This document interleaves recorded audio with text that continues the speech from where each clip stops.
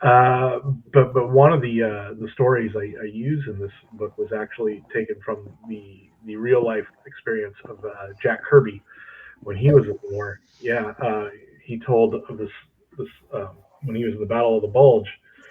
He had to like drive a buddy back to headquarters, back to base.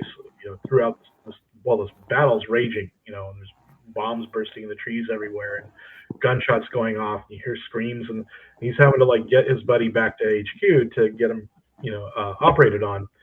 And then when he gets there, it's like almost like the war isn't happening when he's at HQ. They're like, they're telling, well, your friend's going to be operated on. While you're here, Marlena Dietrich is going to be performing on the USO stage. And because there's so many guys fighting the war, there's not enough people to listen, and we don't want her to be embarrassed. So would you please, while you're here, go watch the USO show, Oh, which he wow. does. And and not to disparage Marlena Dietrich, the war cost her a lot too, and she did what she could to help us win it.